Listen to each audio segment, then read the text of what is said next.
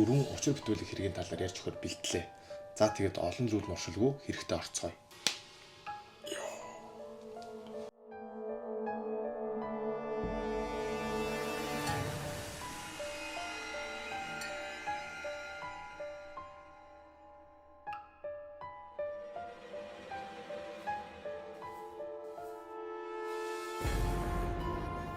(1995) оны 6 сарын 27-ны өглөө Айова мужийн Мэйсон Сити хотод 27 настай телевизийн мэдээний хөтлөгч Жоди Хуйсент руу ажилдаа ирээгүй нь түүний хамт ажилладаг хүмүүсийн санаа зовнод хүргэжээ. Жоди КМТ телевизийн өглөөний мэдээний хөтлөгч байсан бөгөөд түүн рүү 4 цагт хамтран ажилласан залхахад тэрээр унтсан байна, удахгүй ажил дээр очно гэж хэлсэн. Гэвч 7 цаг их Жоди ажилдаа ирээгүй тул түүнийг цагдаад мэдгдсэн. Цагдаа нар Жодигийн K Apartments нэртэй орон сууцны цогцворт очиход түүний улаан өнгийн Mazda Miata машины хажууд тэмцлийн уулмөр илэрсэн байлаа. Машины түлхүүр нь хаалганы цоожинд мөрийсэн Жодигийн үсний хатаагч, үсний лак, гутал эмэг зэрэг хувийн эд зүйлс нь газар хөлөрсөн байв.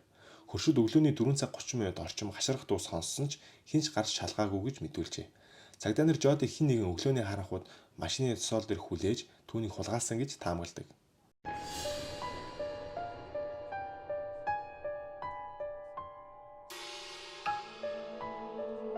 Мэйсон Ситид Жоди алга болох үед амьдарч байсан энэ хүн Жодигийн ажлын байрнаас 2 гудамжны зайд амьдардаг байв. Тэрээр баарны хаалгач хийдэг байсан бөгөөд ажлын цагийн хуваар нь Жодигийн хулгайлгасан цагтаа давхцдаг байв. Джексон эмэгтэйчүүдийн эсрэг хүчирхийлүүлдэг байсан бөгөөд Миннесота мужид бүх насаараа хорихол авсан ч Жодигийн хэрэгт яланд холбоогүй байв.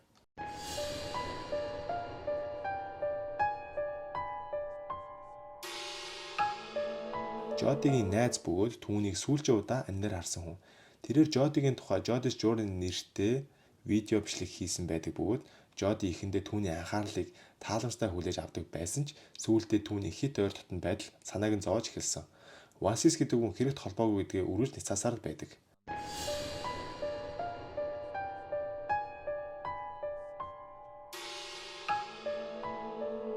Жоди сэтгүүлчийн хуваар орон нутгийн хар тамхины 8-ны талаар судалгаа хийж байсан нь түүнийг онцлон байж болзошгүй гэж зарим судлаачид үздэг. Мөн нэгэн цагдаагийн ажилтнууд Жодиг хэд анхаарч түүний явдал хөдөлгөөнийг хяндаг байсан гэж мэдээлэл бий. Энэ нь гэхдээ батлагтаагүй. 2025 оны 4 сарын байдлаар Жодигийн хэрэг шийдэгдээгүй хэвээр байна. 2001 онд түүнийг хуулийн дагуу нас барсан гэж зарласан ч түүний зохицос хэзээ ч олдоогүй. Find Jodi Project хөтөлбөр нь Жодигийн хэргийг сурталчлах, шинэ мэдээлэл цуглуулах зорилгоор ажилладаг бөгөөд жил бүрийн 6 сарын 27-нд түүний дурсгалыг хүндэтгэн цуглаан зохион байгуулдаг. 2010 оны 8 сарын 18-нд Канадын Альберта мужийн Форт Макмюри хотоос 20 настай Микису Кригийн уугуул иргэний гишүүн 14 сартай хүүгийн ээж Амбер Тукаро хүү болон найзынхаа хамт Эдмонтон руу явжээ. Тэд Эдмонтоны ойролцоох Ниско хотын мотелд буусан бөгөөд маргааш нь 8 сарын 19-нд Амбер хүүгээ найздаа үлдээгээд Эдмонтон руу автобусаар явахаар шийджээ. Амбер танихгүй эрэгтэй жолоочтой машин суусан бөгөөд энэ үеэр тэрээр шоронд хоригдож байсан дүүтэйгээ уцаар ярьдаг. Канадын шоронгийн системийн дагуу бүх дуудлага бичлэгээр хадгалагддаг тул энэ яриа бүрэн хадгалагджээ. Бичлэгт Амберийн улам бүр айж байгаа хоолой сонсогддог бөгөөд тэрээр жолоочийг Эдмонтон руу явах ёстой гэдгийг шаарддаг ч жолооч түүнийг хотоос гадуур хөдөөгийн зам руу авч явж байгаа нь илт байлаа. Чи намайг хаашаа авч яваад байгаа юм бэ? Би 50 дугаар гудамж руу явж байна уу гэж Амберийг асуухад жолооч тийм ээ 50 дугаар гудамж гэж хариулдаг нь түүний хоолойноос сэжигтэй байдал илэрнэ. Удалгүй дуудлага тасарсан бөгөөд Амберийг дахин амнаар хараагүй. RCMP буюу Канадын хааны цагдаа нар эхэндээ Амберийг сайн дураараа явсан гэж үзсэн нь түүний гэр бүл болон уугуул иргэдийн эрхийг хамгаалагчдаас ихээхэн шүүмжил дагуулсан. Энэ нь уугуул эмэгтэйчүүдийн алга болох хэрэгт хайхрамжгүй ханддаг системийн асуудлыг илтгэнэ гэж үзжээ. Нэгэн хүн угшлагдах эрэгтэй хоолойг өөрийнх нь аав гэж мэдгэцэн.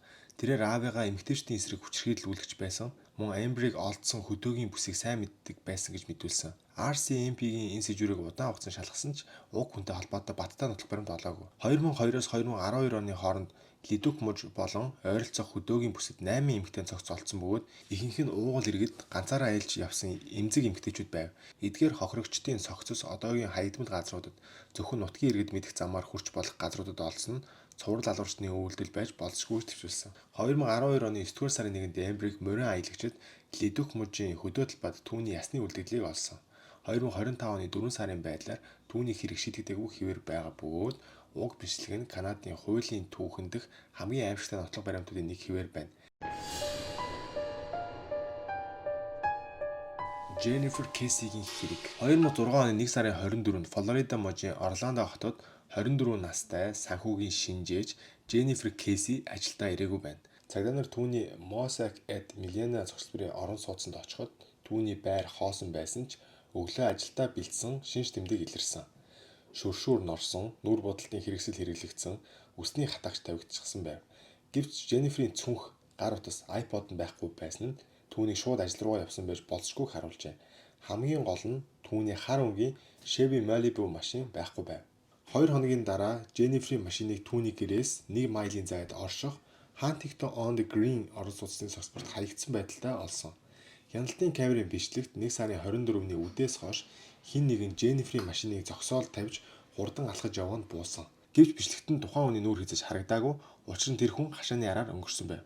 Энэ бичлэг нь мөрдөн байцаалтын хамгийн чухал бөгөөд хамгийн төөрөгдөл төрүүлдэг нотлох баримт болсон юм. Jennifer-ийн орон сууцны зохицлборт барилгын ажил хийж байсан ажилчин эмэгтэй оршин суугчдыг дарамтлагдаг байсан гэх мэдээлэл байв.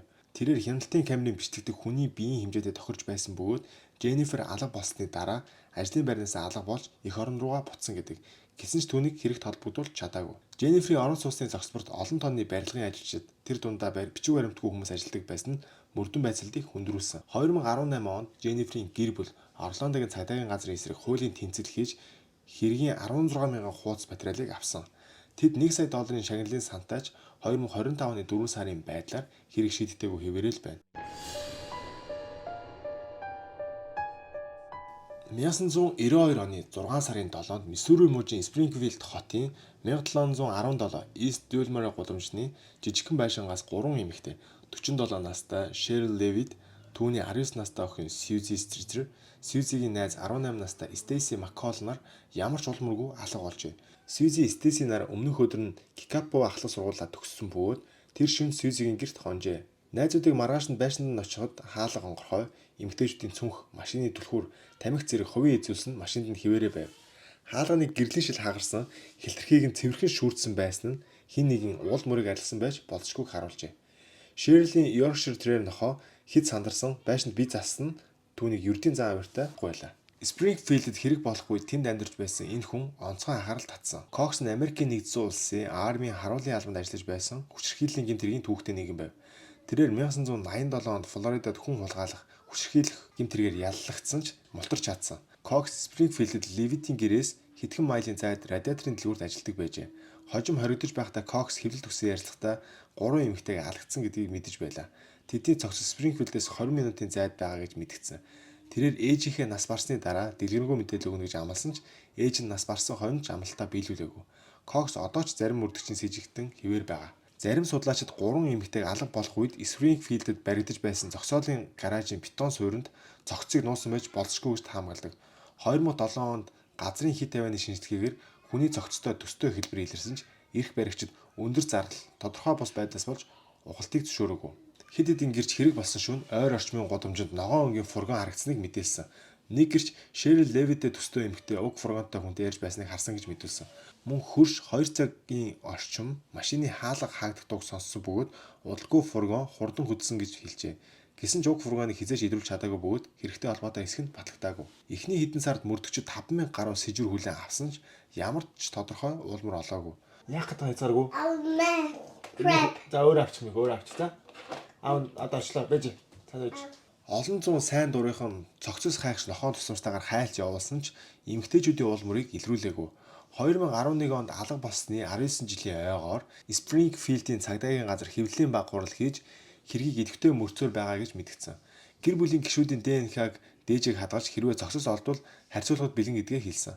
2025 оны 4 сарын байдлаар Springfield-ийн 3-ын хэрэг Америк нэгдсэн улсын хамгийн нууцлага алга болсон хүмүүсийн хэрэг хэвээр байна. Гэр бүл найз охин жил бүр дурсгалын цуглаан зохион байгуулж хэргийг олон нийтийн анхаарлын төвд байлгадаг.